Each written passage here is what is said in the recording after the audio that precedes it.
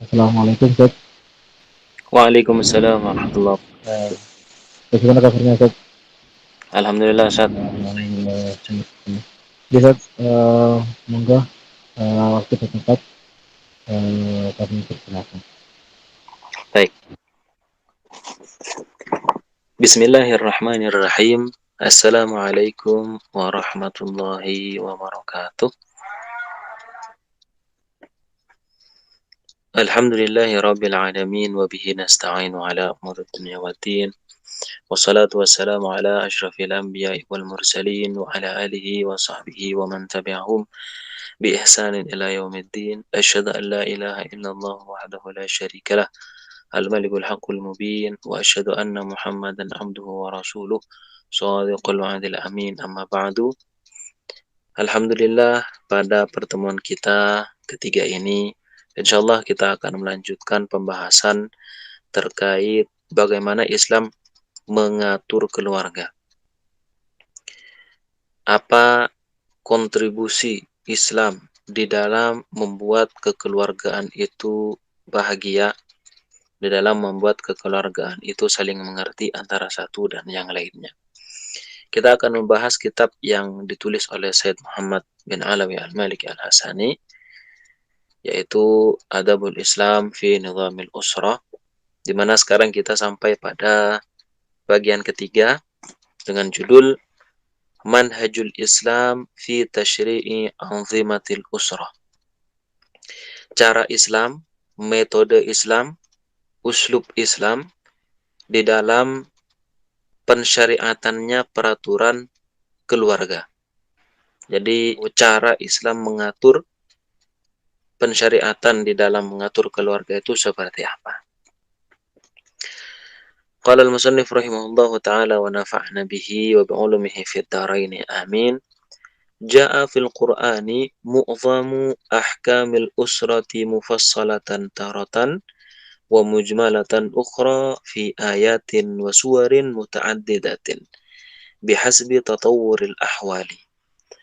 Di dalam Al-Quran telah dijelaskan hukum-hukum kekeluargaan, terkadang secara rinci, terkadang pula secara mujmal atau global, di dalam beberapa ayat dan surat yang bermacam-macam sesuai dengan perkembangan keadaan. Kalau kita lihat ya di dalam Al-Quran itu bagaimana Allah menjelaskan warisan dengan rinci. Allah menjelaskan bagaimana iddah seorang wanita dengan rinci. Kemudian bagaimana Allah menjelaskan hukum pernikahan secara umum. Jadi di sana Allah terkadang menjelaskan secara rinci, terkadang menjelaskan secara global, secara umumnya. Kemudian kalau sudah rinci, ya sudah selesai urusan. Kalau masih mujmal, masih penjelasannya secara global, maka nanti Rasulullah menjelaskan.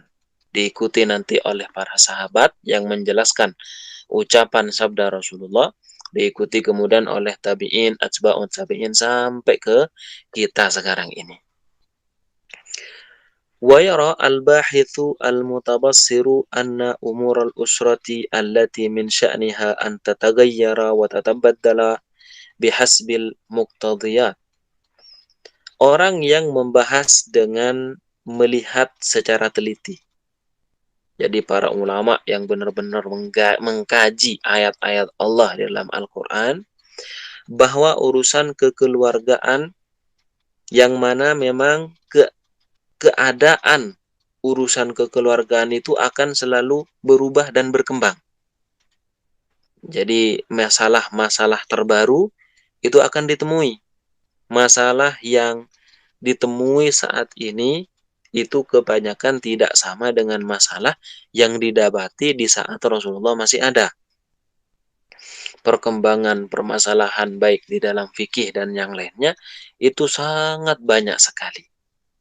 Makanya kita menemukan kitab-kitab para ulama dengan berbagai macam judulnya itu sangat banyak sekali, di antaranya membahas permasalahan kekeluargaan itu, yaitu masalah nikah, masalah waris, dan hal-hal yang lainnya yang berkaitan dengan kekeluargaan.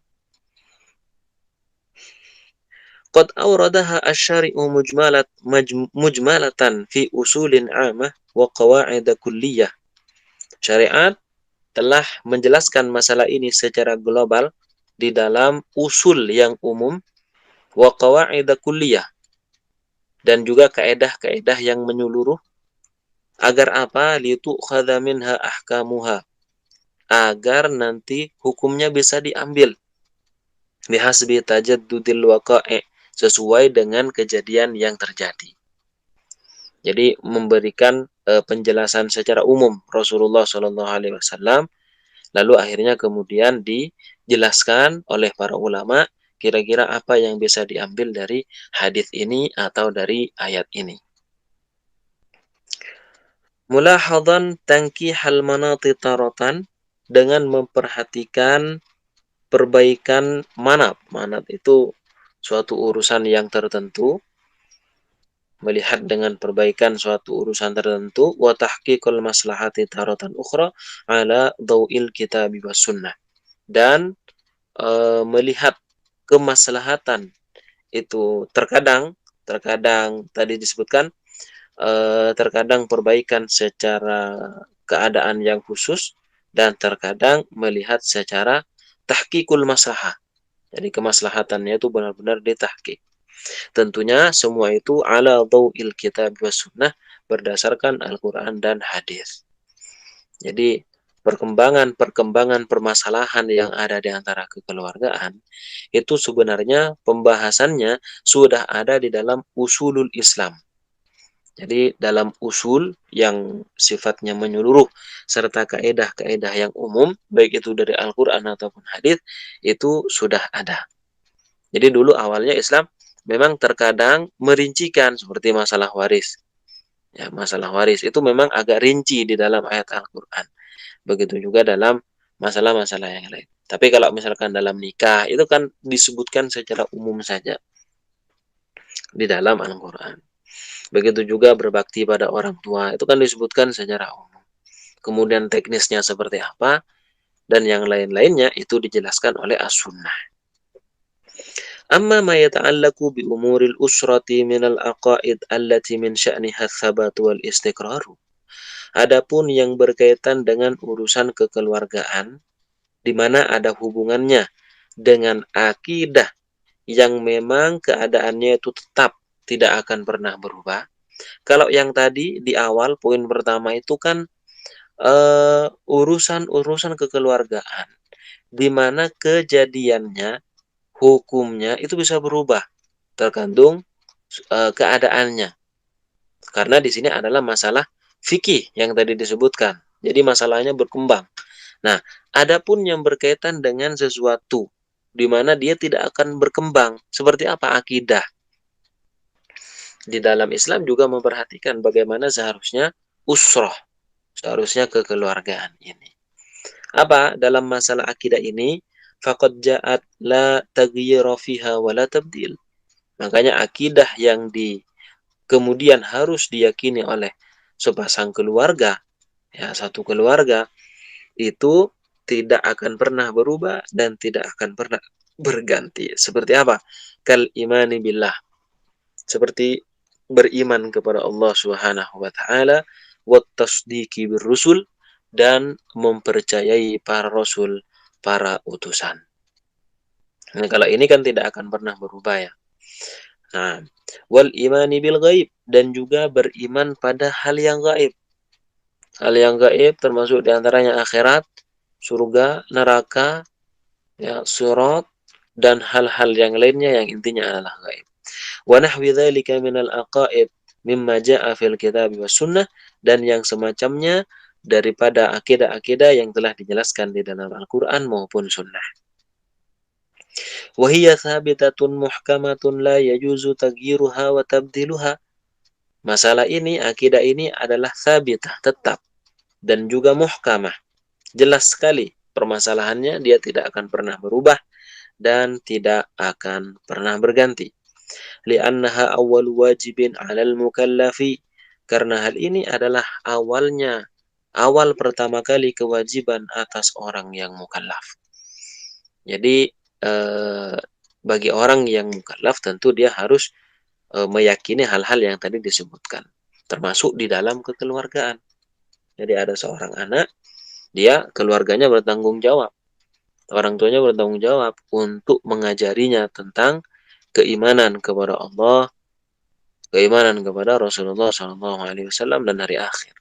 Dan yang berkaitan dengan akidah, semuanya itu menjadi tanggung jawab orang tuanya, walinya. Nah, walihada yadhharu lana mada ihtimamil Islam binidhamil usrah.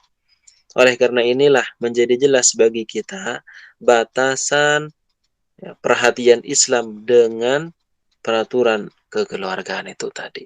Di dalam mengatur keluarga, di antaranya adalah dengan melandasi keluarga itu dengan keimanan.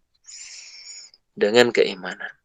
Makanya tadi dari poin ini ya, seharusnya bisa diambil sedikit kesimpulan bahwa dalam satu keluarga itu seharusnya memang mempunyai satu keyakinan yang sama, mempunyai satu keimanan yang sama.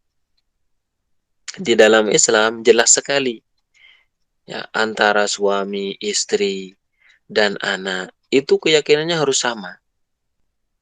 Ya, beriman kepada Allah, Rasulnya, hari gaib, ya, hari akhir, hal-hal yang gaib dan yang lainnya harus sama. Makanya kemudian dilarang istilahnya kalau kemudian di dalam keluarga itu mempunyai beberapa macam keyakinan, beberapa macam keimanan. Yang suaminya agamanya ini, istrinya agamanya ini, dan yang anaknya agamanya yang lain juga. Ya kan nanti tidak akan pernah sampai pada visi misi kekeluargaan itu sendiri.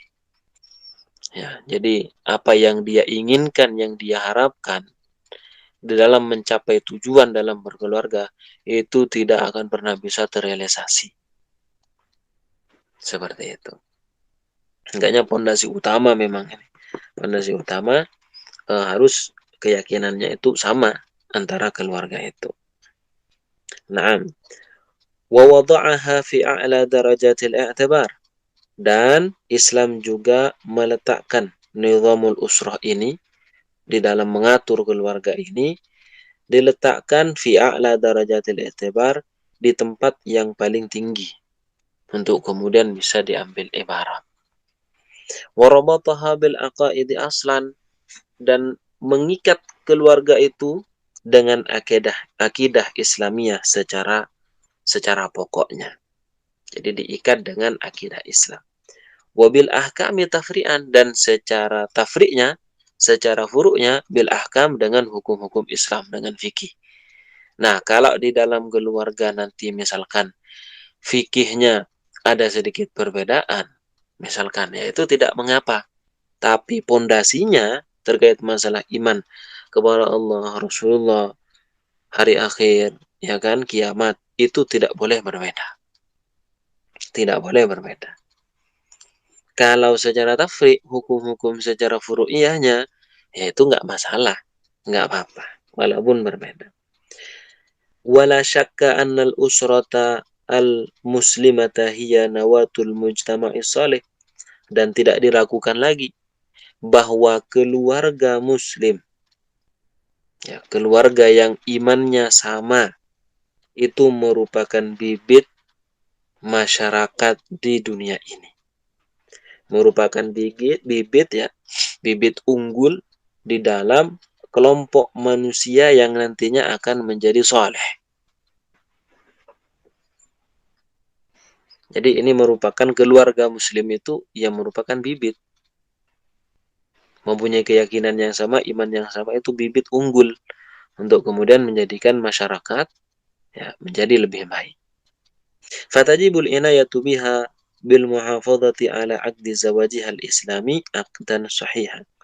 Oleh karena itu menjadi wajib ya, Islam berkewajiban, kaum muslimin juga berkewajiban untuk menjaga keluarga itu ya sesuai dengan ikatan Islam, dengan ikatan yang sahih.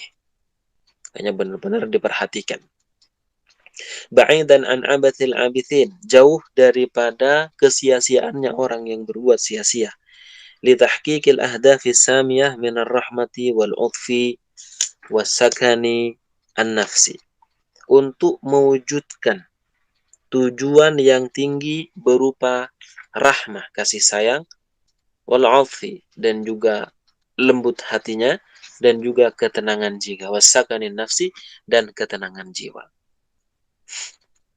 Alladhi huwa ayatun min ayatillah, di mana itu merupakan tanda-tanda kebesaran Allah Subhanahu wa taala, ad-dallat ala kamali qudratihi, yang menunjukkan atas kesempurnaan kudrah, kemampuan Allah Subhanahu wa taala, kekuasaan Allah Subhanahu wa taala. Kama qala ta'ala, Allah kemudian berfirman, "Wa min ayatihi an khalaqa lakum min anfusikum azwajan litaskunu ilaiha wa ja'ala bainakum mawaddatan wa rahmah." Termasuk tanda-tanda kebesaran Allah Subhanahu wa taala bahwa Allah menciptakan kalian dari diri kalian, menciptakan siapa? Istri-istri kalian, litaskunu ilaiha, agar kalian tenang, condong kepada mereka, wa ja'ala bainakum mawaddatan wa rahmah, dan Allah menjadikan di antara kalian rasa mawaddah, kasih sayang, wa rahmah, dan saling menyayangi antara satu dengan yang lainnya. Nah, di dalam ayat ini Allah menjadikan kasih sayang antara kita dengan istri kita, antara istri dengan suami, itu adalah tanda-tanda kebesaran Allah Subhanahu wa taala. Dan itu fitrah, ketika seorang suami mencintai istrinya, istri mencintai suaminya, orang tuanya mencintai anaknya, anaknya mencintai orang tuanya, itu adalah hal yang fitrah, sesuai dengan sifat kemanusiaan itu sendiri. Nah, makanya Islam mempunyai perhatian yang sangat besar di dalam masalah ini. Hada wa tashri'ul usrati tastaqi mabadi'aha wa kafata nuzumiha minasyari'atil islamiyah. Beginilah pensyariatan usrah, yaitu kekeluargaan di dalam Islam, itu menggunakan atau mengambil pondasi pokoknya itu sesuai dengan syariat Islam. Jadi disyariatkannya kekeluargaan itu memang sejak awal sudah disesuaikan dengan syariat. Begitu kan? Termasuk diantaranya ketika seseorang mencintai seorang wanita dan ingin memilikinya misalnya, maka caranya adalah dengan menikahinya. Nikahnya nanti diatur lagi urusannya ini, itu, dan sebagainya. Dirincikan oleh Rasulullah syaratnya apa, rukunnya apa, dan yang lainnya. Baru kemudian boleh untuk terjadi berpasangnya antara suami dan istri. Tidak kemudian seperti halnya hewan, di mana mereka tidak mempunyai aturan di dalam berkumpul antara laki-laki dengan perempuan. Kalau hewan tidak mempunyai adab sama sekali. Kalau di dalam Islam itu ada aturannya. Anda boleh bersama, tapi caranya seperti ini. Terus kemudian kalau misalkan terjadi ini dan itu, maka apa yang akan dilakukan? Disyariatkanlah oleh Islam. Kalau kemudian misalkan ada yang meninggal salah satunya, bagaimana dengan warisnya? Disyariatkannya oleh Islam. Terus bagaimana misalkan anaknya ini, kalau misalkan orang tuanya telah meninggal, oh nanti yang mengasuh siapa? Itu kan semua diurus. Hadhanah, ini dan sebagainya. Terus kemudian suami itu ngasih nafkah apa kepada istrinya. Pokoknya semua telah diatur dan disyariatkan oleh Islam itu sendiri.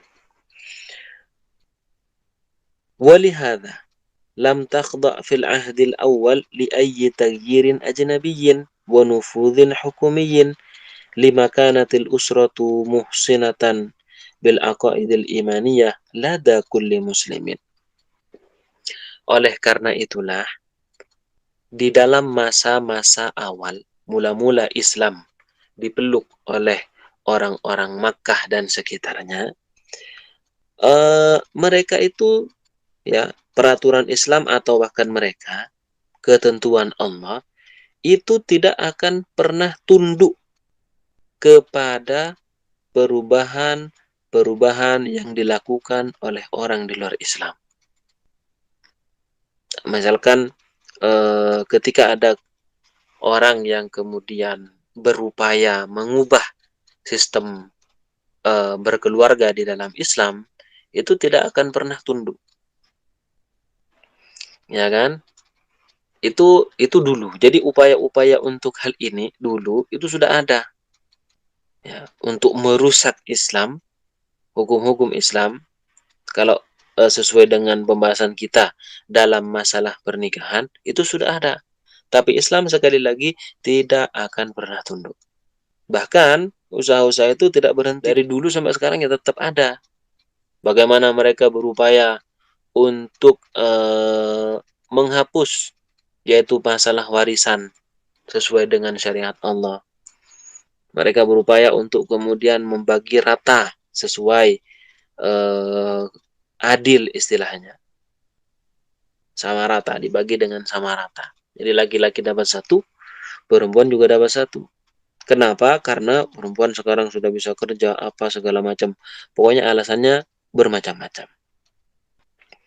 Termasuk juga bagaimana mereka berupaya untuk kemudian diperbolehkannya LGBT. Ya, itu kan juga termasuk hal ini. Bagaimana laki-laki dengan laki-laki, perempuan dengan perempuan, ya orang yang mengganti kelaminnya menjadi dari laki-laki pada perempuan atau sebaliknya, itu berupaya agar kemudian diperbolehkan. Dan itu seakan dipaksakan, khususnya di dunia Islam. Padahal di dunia Islam ya tidak mengenal hal itu, tidak mengenal hal ini. Ya, karena ini merupakan hal yang benar-benar menunjukkan kemaksiatan yang sangat besar gitu. Tapi Islam tidak akan pernah menerima hal itu. Islam tidak akan pernah tunduk.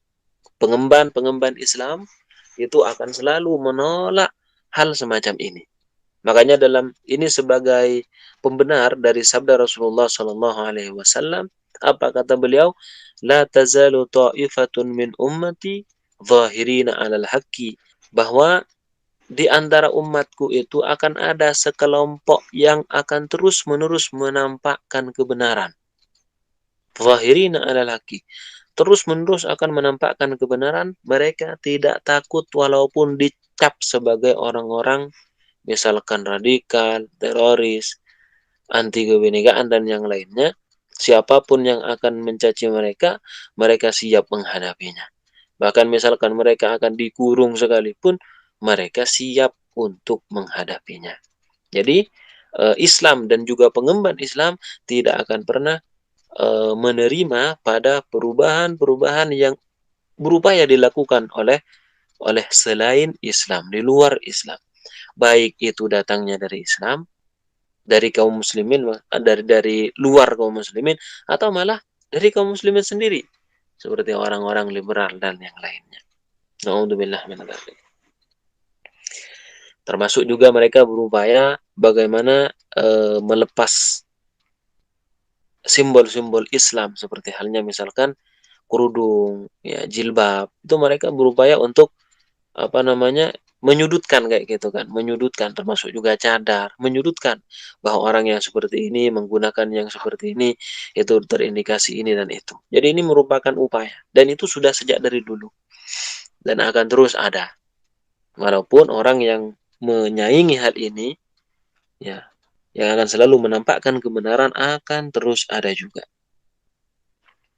Nah, kenapa lima kanatil usratu muhsinatan bil aqaidil imaniyah lada kulli muslim? Kenapa mereka kok tetap menolak gitu kan? Kenapa kaum muslimin tidak akan pernah tunduk? Islam tidak akan pernah tunduk, kenapa?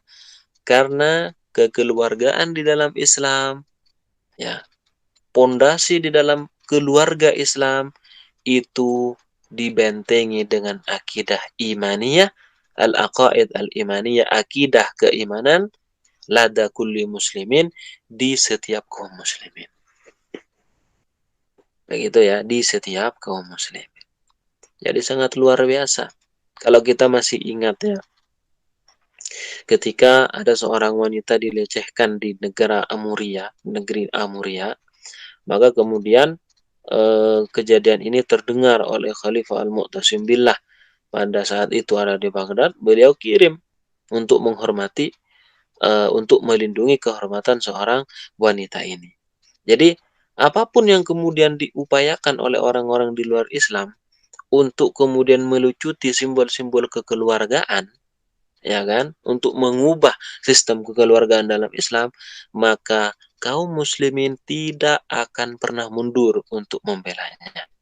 Tentunya kaum muslimin yang benar-benar peduli dengan urusan Islam itu sendiri, urusan kaum muslimin itu sendiri. Kalau nggak peduli ya sama aja gitu kan.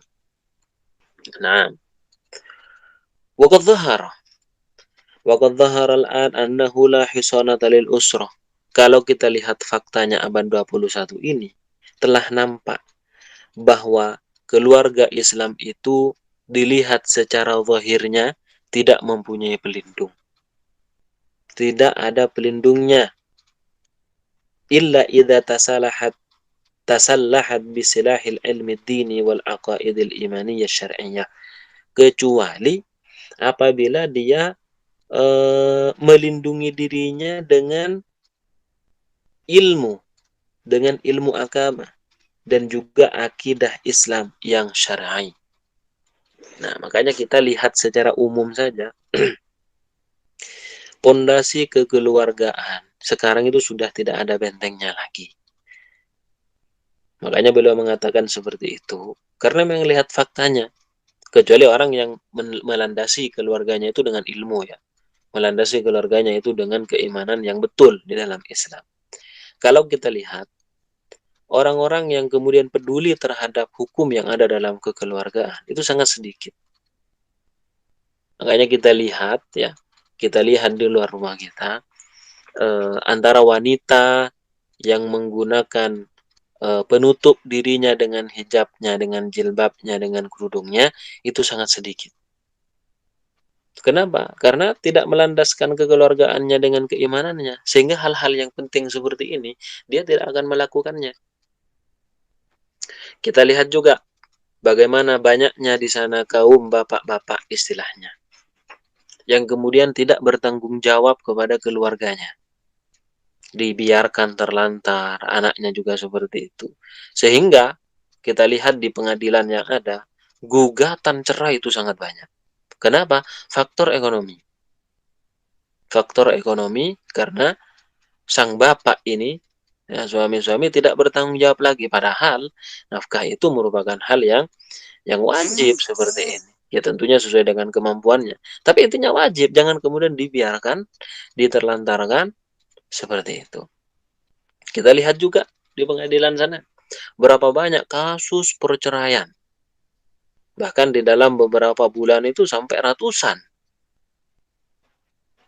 Ya kan? Di mana Islam itu sangat menganjurkan untuk bersatu, tidak bercerai, walaupun cerai itu adalah halal. Namun ini justru malah terjadi dengan sangat besar-besaran. Seperti itu ya.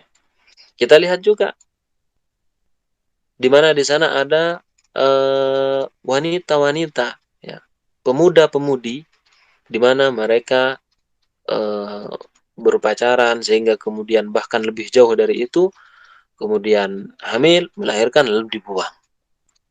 Berapa banyak? Nah itu karena mereka tidak melandasi dirinya, khususnya dalam masalah kekeluargaan yang berkaitan dengan keluarga antara laki-laki dengan perempuan, itu tidak dibentengi dengan ilmu agama dan keimanan yang sahih.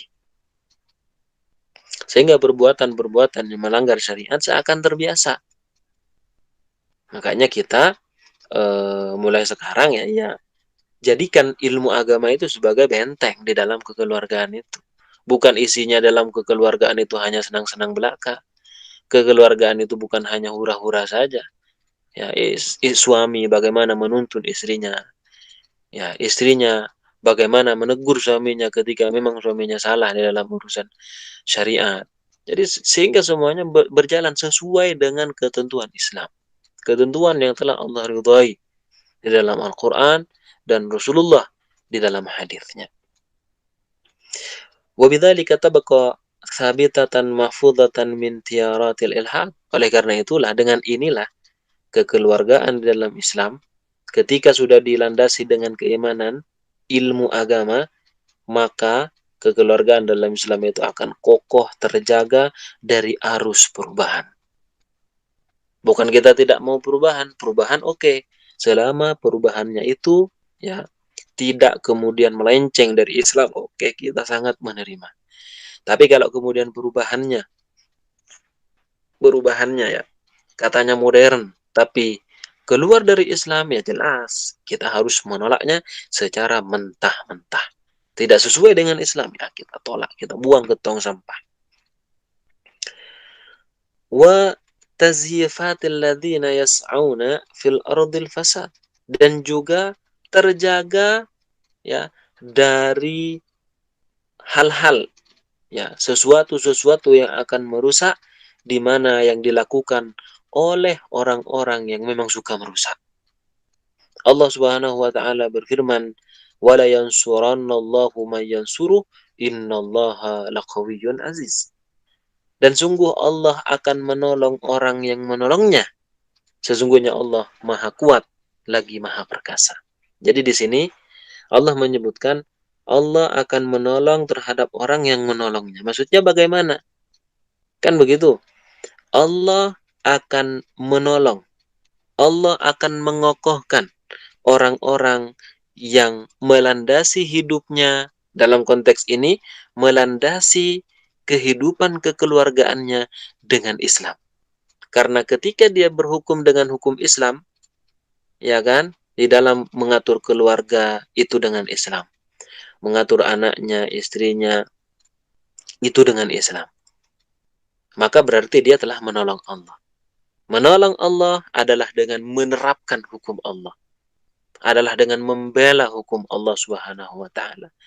Sehingga jika memang seperti itu, Allah akan tolong mereka dari upaya-upaya orang di luar mereka yang berupaya menghancurkan mereka.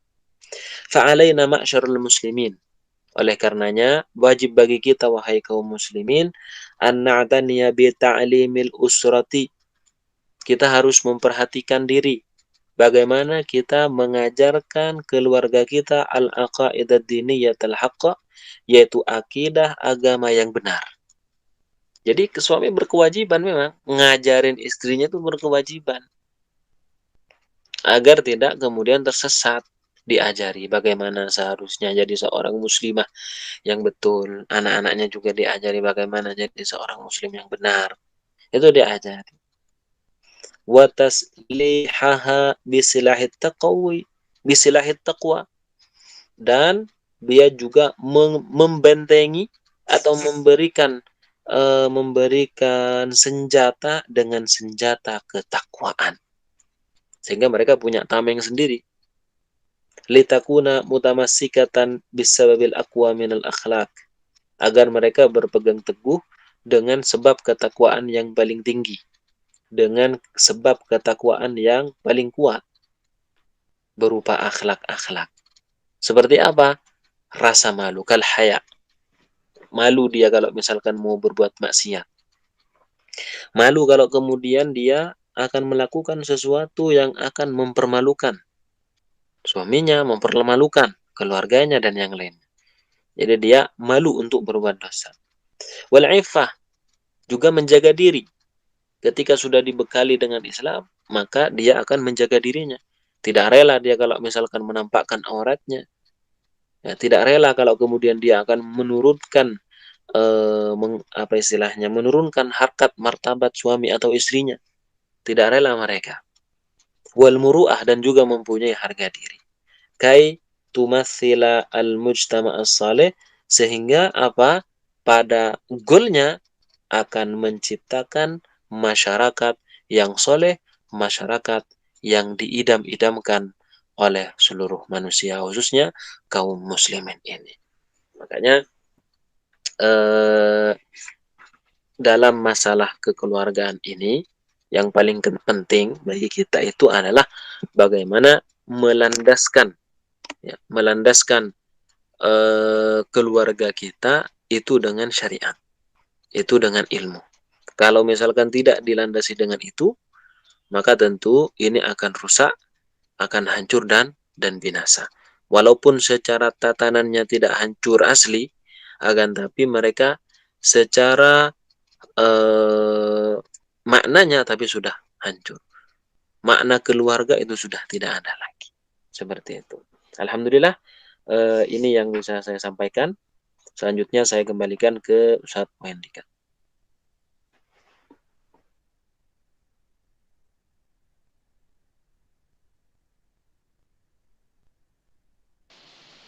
Ya, alhamdulillah sesuai respon ke Ustaz Naim terkait dengan pembahasan kajian kita di kita ketiga ini di minggu tiga ya, di bab ketiga, yaitu terkait dengan bagaimana Islam mengatur norma-norma rumah tangga.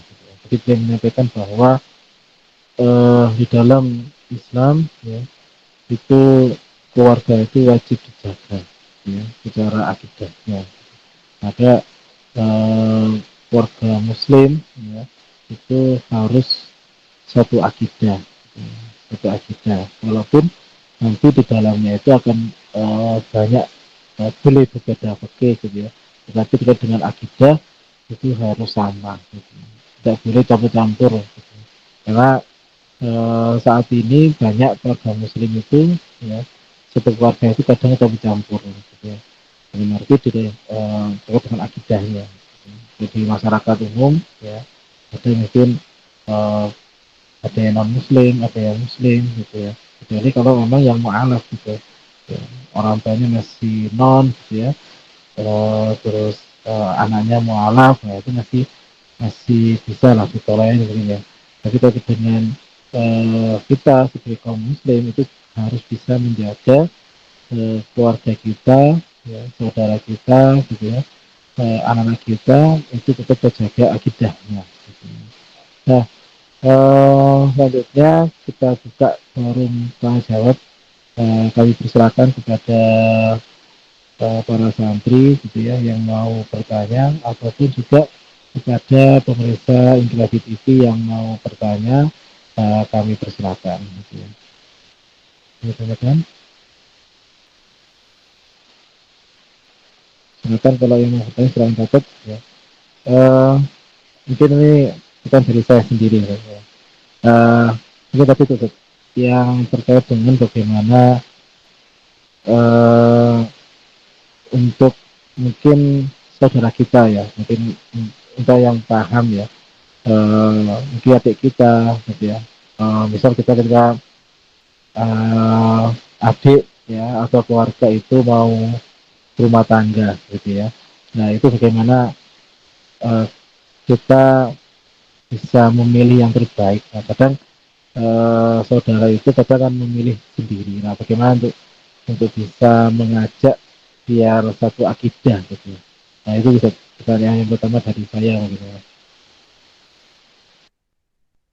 Iya, bagaimana agar kemudian meyakinkan keluarga kita untuk memilih pasangan yang seakidah, gitu ya. Nah, jadi gini, di dalam memilih pasangan, Rasulullah memberikan kisi-kisi kepada kita. Rasulullah menyebutkan dalam hadisnya yang terkenal ya, Tunkahul mar'atu li arba'in. Wanita itu dinikahi biasanya karena 4 perkara. Umumnya karena 4 hal ini wanita dinikahi. Perempuan dinikahi karena 4 alasan ini biasanya. Yang pertama lima liha. Lima liha karena hartanya. Jadi biasanya ngelihat ini kaya apa enggak ini. Kalau enggak kaya enggak usah wes nyari yang lainnya aja. Biasanya. Terus yang kedua li hisabiha. Karena keturunannya. Dia anaknya siapa? Oh dia anaknya pejabat ini. Nah, itu jadi incaran itu. Dia anaknya tokoh masyarakat ini. Ya kan? Maka biasanya itu juga menjadi alasan wanita itu dinikahi. Kemudian yang ketiga, wali jamaliha, karena kecantikannya. Nah, ini juga menjadi hal yang utama sepertinya ya. Jadi kecantikan itu menjadi nomor satu gitu. Kalau nggak cantik, ya wes nggak usah nikah, nyari yang lain aja gitu kan. Ini biasanya juga karena itu. Dan yang keempat, walidiniha, karena agamanya. Biasanya juga ada orang yang menikah, pokoknya agamanya kuat, wes langsung aja. Nggak usah baik dia kaya ataupun enggak, anaknya tokoh ataupun bukan, ya pokoknya karena dia agamanya kuat, langsung dia maju. Nah, ada empat hal ini. Namun kemudian Rasulullah memberikan ajaran kepada kita, apa kata beliau? Fadfar bidatid taribat yadak. Pilihlah yang agamanya kuat, yang agamanya bagus, nggak setengah-setengah, yang militan di dalam Islam, taribat yadak, maka kamu akan beruntung. Ya, maka kamu akan beruntung. Jadi dengan hadis ini, berilah motivasi kepada saudara antum itu agar kemudian memilih yang agamanya kuat. Jangan serta-merta hanya cantik saja. Syukur-syukur kalau kemudian dia agamanya kuat. Terus kemudian cantik luar biasa, kaya. Kemudian anaknya orang baik-baik, ya kan? Kalau memang ada seperti itu, maka itu berarti menjadi idaman itu, ya kan? Nah, itu menjadi wanita yang solehah luar dalam kan gitu kan. Luarnya artinya cantik, apa nama istilahnya bagus lah. Suaminya nanti bakalan nggak bosan gitu kan. Kalau yang nggak cantik kan takutnya. Terus kemudian hatinya juga bagus gitu kan. Islamnya kuat. Nah, itu nanti akan menjadi pendidik-pendidik anaknya. Anaknya nanti mesti tidak akan diterlantarkan. Anaknya mesti akan diajarkan kebaikan-kebaikan semua. Jadi yang paling penting adalah memang agamanya. Kalau masalah rupa, ini segala itu belakangan. Pokoknya agama kuat, itu langsung saja. Nah, itu kalau bagi yang laki-laki akan memilih perempuan. Kalau perempuan memilih laki-laki bagaimana? Kan begitu. Dalam sebuah hadis juga disebutkan yang artinya begini, ketika telah datang seorang lelaki yang soleh kepada kalian, dalam kurung untuk meminta anak kalian, maka berikanlah. Kalau tidak, sayakun fitnah. Satakunu fitnah. Kalau tidak, maka akan terjadi fitnah yang besar. Sudah jelas ada orang soleh datang ke rumahnya, mau minta fulana, ya kan? Mau minta fulana agar dinikahi.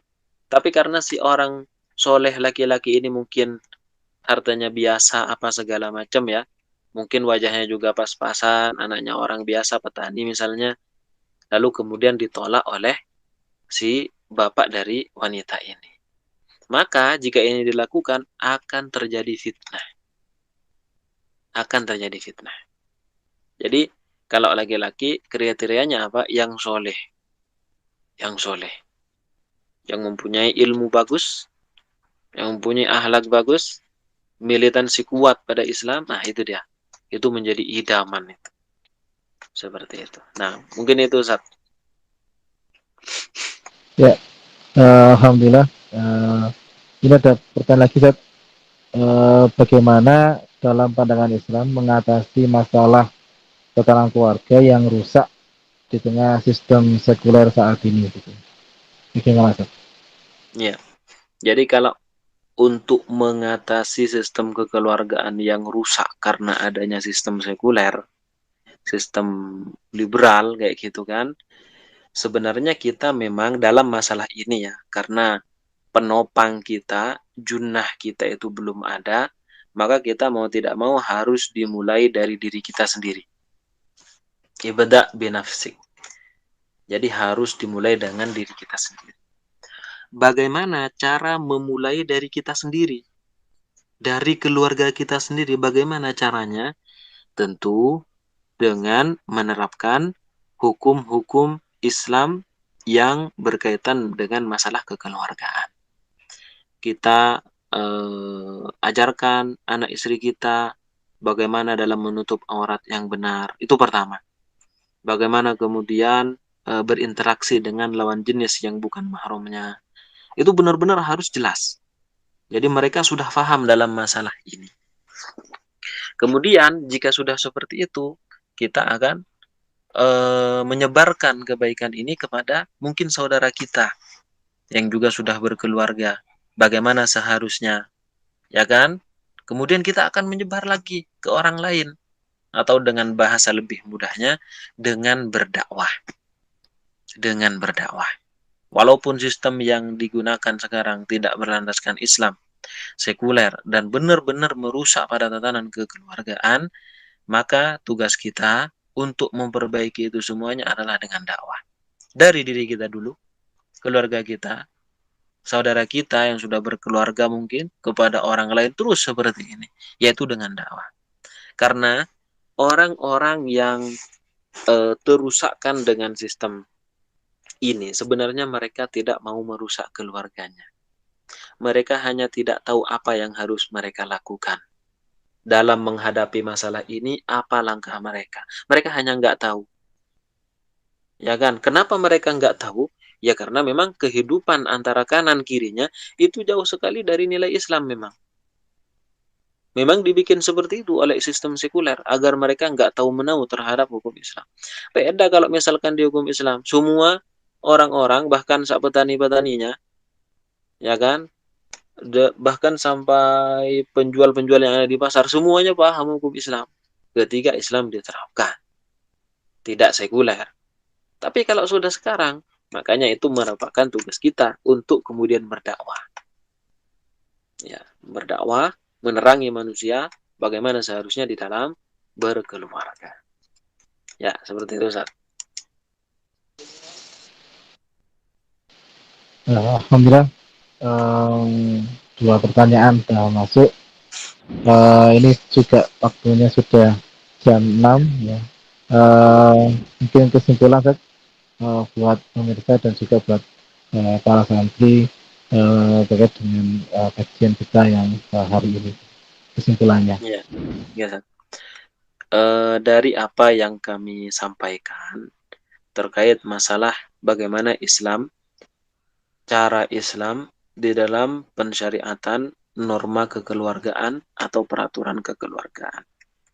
Jadi Islam sejak awal datangnya Islam itu sudah mengatur sedikit demi sedikit sampai kemudian menjadi benar-benar sempurna.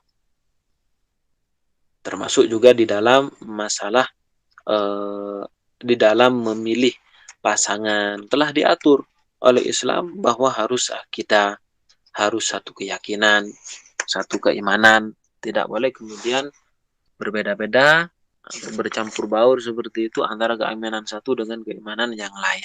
Sehingga nanti tidak terrealisasi apa yang akan menjadi visi misi di dalam kekeluargaan itu sendiri untuk mendapatkan mawaddah, ya, sakinah, rahmah, itu tidak akan tercapai kalau tidak kemudian satu agama. Kemudian Islam juga mempunyai ketahanan yang kuat ya di dalam masalah kekeluargaan ini apabila diterapkan dengan benar-benar. Benar-benar Islam itu akan menjadi benteng sebenarnya. Apapun yang akan merusak dari luar itu tidak akan pernah terrealisasi ketika benar-benar diterapkan dengan sebenar-benarnya. Nah, itu tentunya akan bisa ketika ada junnah, ketika benar-benar ada pelindungnya dan Islam benar-benar diterapkan dalam dunia ini, dalam sistem-sistem yang mereka miliki di dunia ini. Nah, akan lebih mudah tentunya. Kalau itu tidak, ya maka ya mau tidak mau ya dari kita sendiri. Diri kita harus benar-benar keluarga kita itu dibentengi dengan akidah Islam, tidak akidah yang lainnya. Sehingga apapun yang akan berupaya dilakukan oleh orang-orang di luar Islam ya, itu tidak akan pernah berpengaruh. Jadi mereka juga memberikan narasi bahwa menikah beda agama itu ini dan itu, ya itu boleh dalam Islam apa segala macam, padahal itu tidak sedemikian faktanya. Dan itu dinarasikan bahwa hal itu adalah hal tidak apa-apa gitu. Nah, tapi kita sebagai seorang muslim yang melandasi kehidupan kita, keluarga kita dengan Islam, ya tentu akan menolaknya. Baik, mungkin itu Ustaz. Terima kasih. Ya, alhamdulillah jazakallah khair kepada Ustaz Naim yang telah bersama kita pada kesempatan hari ini. Ya, insya Allah kita akan kembali lagi ya, melanjutkan kajian kita insya Allah di hari Kamis di jam 6 pagi, jam 5 pagi habis sholat subuh di channel kita di Inkafi TV. Alhamdulillah, semoga kajian kita pada kesempatan pekan ini mendapatkan rahmat dan ridho Allah Subhanahu wa taala, dan juga semoga Ustadz Naim terus berikan kesehatan oleh Allah, ya, diberikan rahmat oleh Allah dan keluarganya. Untuk majelis ini kita ucapkan hamdalah istighfar Alhamdulillah. majelis. Alhamdulillahirrahmanirrahim. Astagfirullahaladzim. Astagfirullahaladzim. Astagfirullahaladzim. Subhanaka rabbika asyhadu anta astaghfiruka wa atubu ilaik. Wassalamualaikum warahmatullahi wabarakatuh.